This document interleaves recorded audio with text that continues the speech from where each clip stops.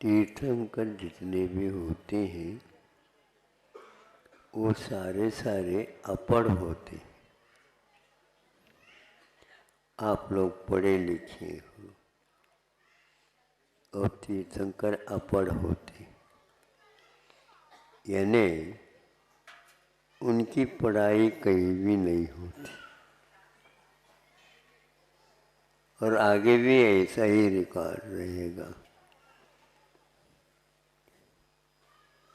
जिसको कुछ समझ में नहीं आता उसको समझाने का विधा है विद्यालय में जाकर ये करो, किंतु उन्हें उस अवस्था में रह करके अच्छे अच्छे उलझी हुई समस्याओं को भी वे अपढ़ हो करके सबके समाधान दे देते हैं। बड़ा अद्भुत है यह युग। एक प्रकार से वैज्ञानिक युग माना जाता है। इसी के ऊपर उसका व्यक्तित्व निर्धारित या पहचान किया जाता है। उसकी देवों में भी कहीं सुनने में मिलता नहीं, वो भी पाठशाला या विद्यालय जाते हो। इतना अवश्य आ जाता है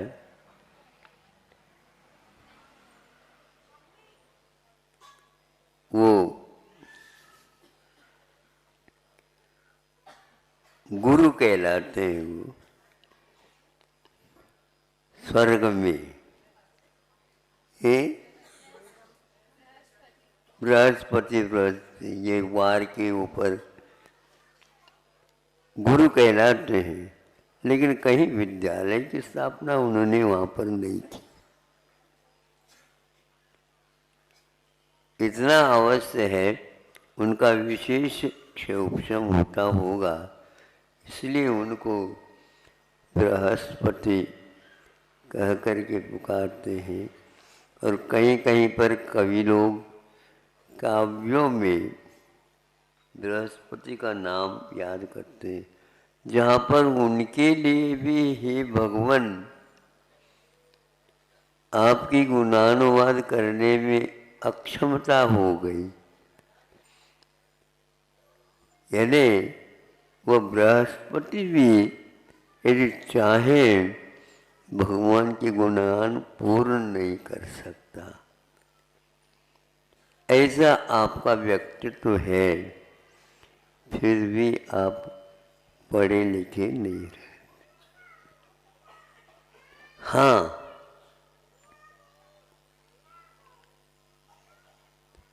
समझ में नहीं आता ऐसे नहीं, समझते नहीं, इसीलिए विद्यालय खोल करके उनको समझाया जाता है।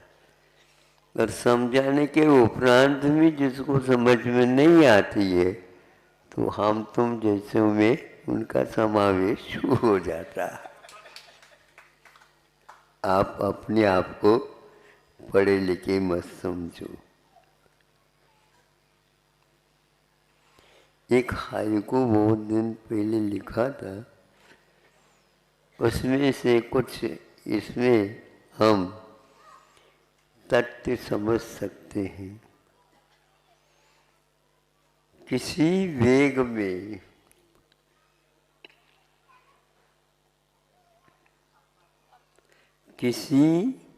वेग में अपढ़ हो या पढ़े, अपढ़ हो या पढ़े, किसी वेग में दोनों समान है।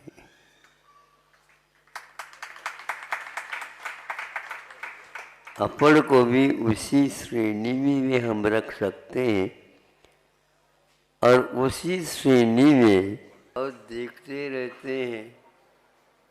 और इधर से जब हम तुम देखते हैं तो न ही उन व्यक्तियों की हम गिनती कर सकते हैं और न ही उनकी खिड़कियों में कौन खड़े हैं, दरवाजा में कौन खड़े हैं,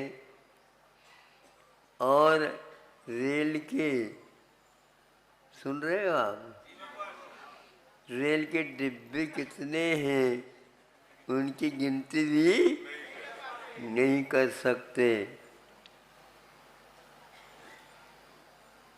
क्योंकि वह वेग में है।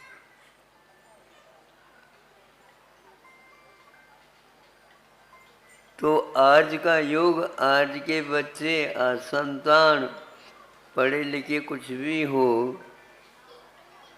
माता पिताओं की कोई बात सुनते नहीं है, क्योंकि वह वेग में है।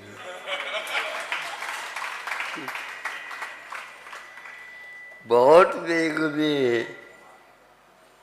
माता पिता सोचते भैया कुछ कहो नहीं तो इतने वेग में स्टेशन को भी पार करके चले न जा।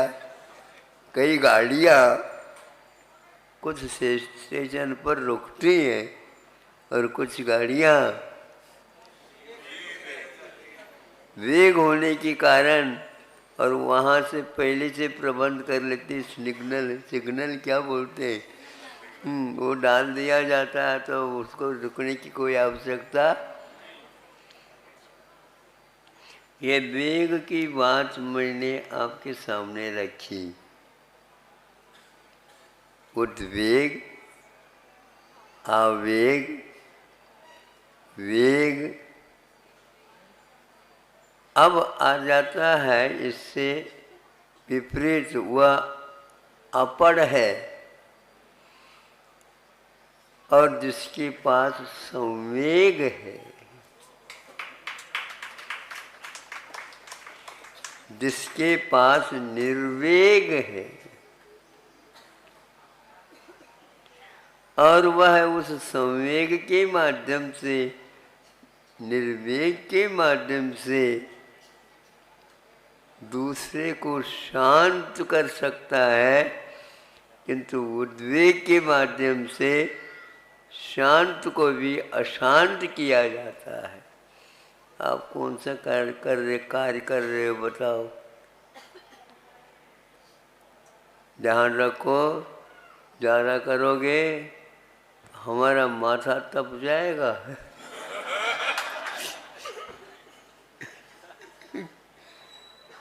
माथा तपता है,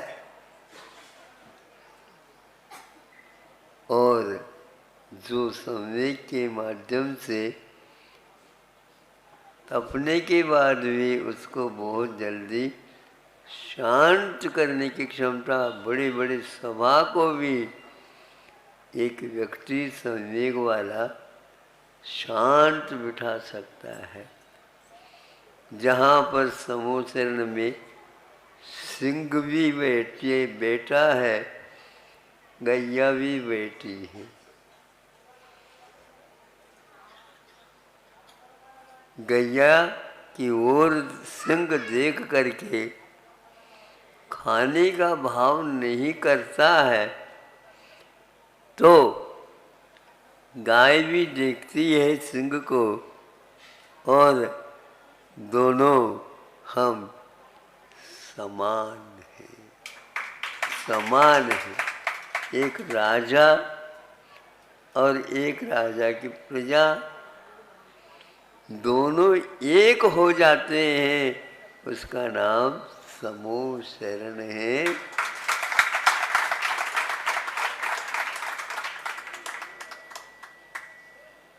हमें कुछ करना नहीं, हमें ज़्यादा कुछ पढ़ाई करना नहीं, बस वेग को देखते रहो।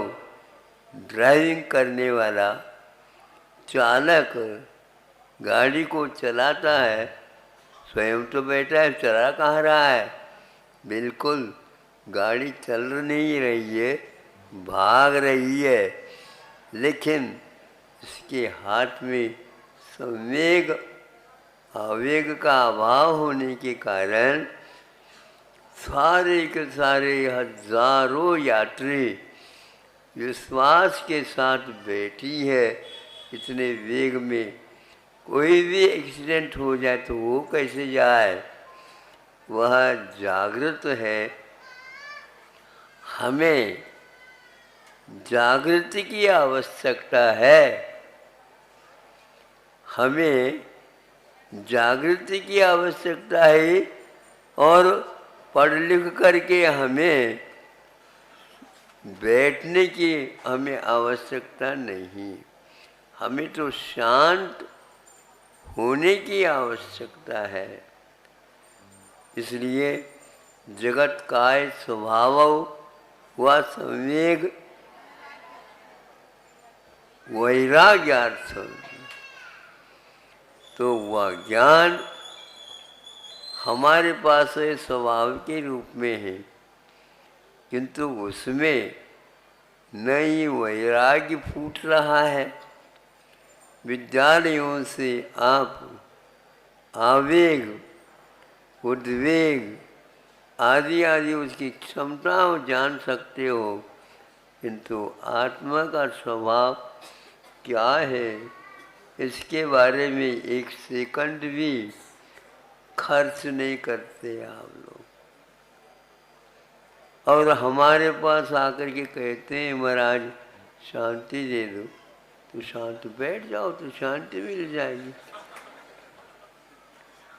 बस आपके पास महाराज इसलिए हम आए, हम बैठे नहीं। आज सिटिंग का इतना महत्व नहीं है जितना कि भागम भाग का है। इतना भागम भाग है उसको कोई हम समझ भी नहीं सकते। जो शांत बैठता है उसको तात्कालिक उसका अनुभव होने लग जाता है। वैराग्य में खदबद नहीं होता। आवेग में वह कभी शांत बैठ ही नहीं सकता, उछलता रहता है। तो आज की विद्या उछाल सिखाती है।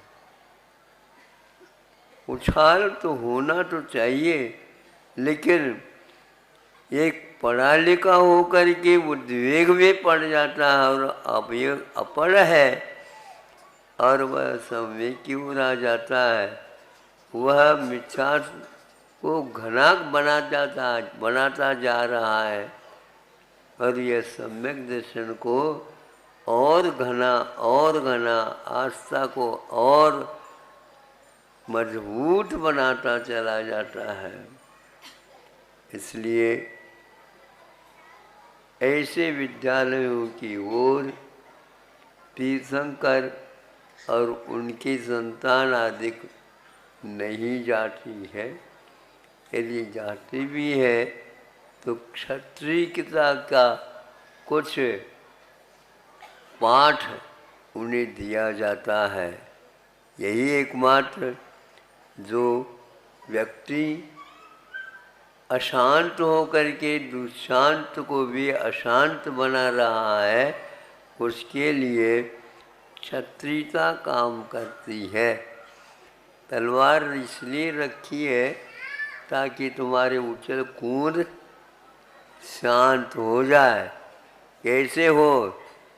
यहाँ ला करके रख दो।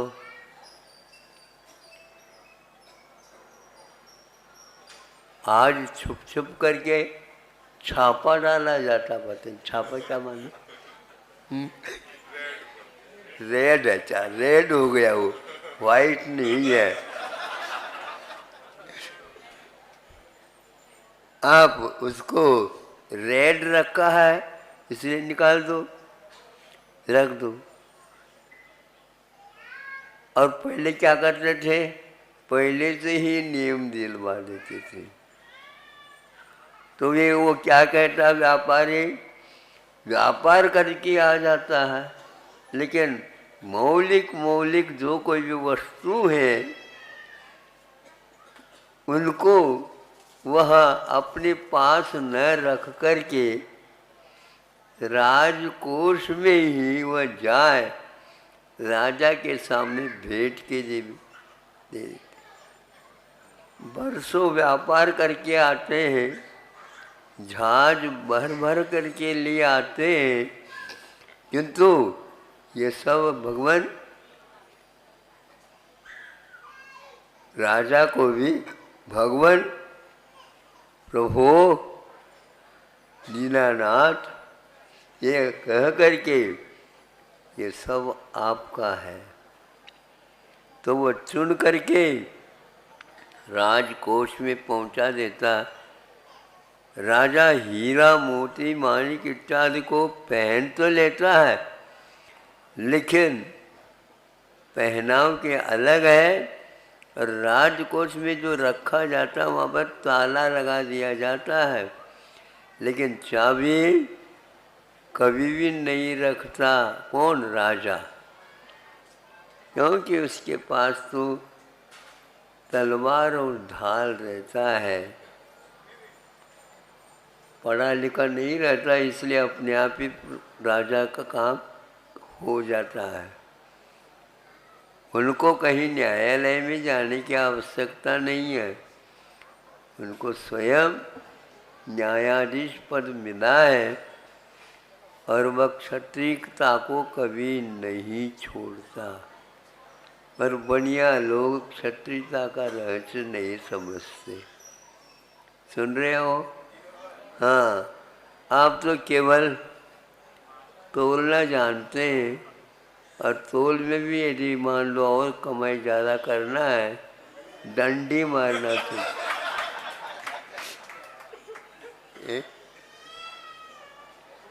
मतलब आप किसी को मारते नहीं, तो ऐसे मार देते हैं डंडी मारने के उपरांत, फिर आप क्या करें? इसलिए सम्यक दर्शन की प्राप्ति के लिए बार बार मैं कहता हूँ, सम्यक निर्वेग की आवश्यकता है, वेग को कम करने की आवश्यकता है, और शांत बैठने से ही विशुद्धि लब्धि प्राप्त हो जाती है। और विशुद्धि लब्धि के बिना सम्यक दर्शन की भूमिका बनती नहीं है। इसलिए चुप बैठो। चुप बैठो क्यों? चुप बैठने से ही ज्ञात होता है कि कौन किसका कर्ता, कौन किसका अधिकारी स्वामी, और कौन किसका भोक्ता। बच्चों को बच्चे भोजन करें, वो जल्दी जल्दी न करें, इस प्रकार की बेटा धीरे धीरे खाओ ताकि पच जाए।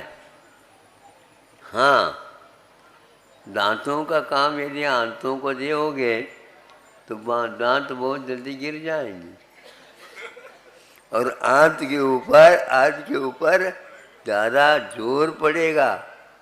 इसलिए जो कमज़ोर व्यक्ति है उसके ऊपर ज़्यादा बर्डन भार दोगे तो कोई भी उसका आभार नहीं मान सकेगा। ये गलत बात हो रही। तो इसलिए पढ़ा लिखा भी यदि आवेग में आ रहा है उससे आप बचो। ये आर्यों के साथ संगति रखने के लिए हमें उपदेश दिया गया है। आर्य के साथ संगति रखो, आवेग वालों के साथ संगति नहीं रखो, क्योंकि उससे आपका भला कुछ भी नहीं होने वाला है। संगति अच्छी बनाए रखो। इसीलिए कहा तो वह पढ़ाई जो हो रही है और कोई संगति उसमें मिलती ही नहीं। सब विसंगतियाँ, पिताजी माँ आदि शांत है और आज युवा शक्ति अशांत है। इतनी अशांत है इसको हम कह नहीं सकते। तो स्वर्गों में भी हमेशा विशुद्धि ऊपर ऊपर बनी हुई रहती है, इसलिए उनको पाठशाला की कोई आवश्यकता नहीं होती है। और जो पढ़े लिखे होकर के इधर उधर के बातें करने वाले, उनके कारण अशांति फैल जाती है। इसके लिए रखा है, जो वृत्ति बना है वह वृत्ति बनने के उपरांत शांति के साथ रहे तो उसका चारित्र ज्यों का त्यों बनाए रह सकता है। किंतु जो व्यक्ति इससे विपरीत चलता है तो वह अशांत स्वयं भी है। ऊपर ऊपर जाओ तो वेग कम रहता है, उसमें भी यदि मान लो वेग रहता है तो आचार्य कहते हैं वह उसकी कमी है। तो जो व्यक्ति शांत बैठा है सम्यक दर्शन को प्राप्त कर सकता है। जो वेग में बैठा है पढ़ा लिखा होकर के भी उसे वह सम्यक दर्शन प्राप्त नहीं होगा। इतना ही आज का कहना है। कल का क्या पता, ये आकुलता अभी क्यों लगा है, क्या है। कल के बारे में यदि व्यक्ति शांति बनाए रखना चाहता है, कम से कम आज उसको ज़्यादा पढ़ना नहीं, बहुत पढ़ना नहीं। गुरुजी क्या कहते थे, बहुत बार पढ़ो।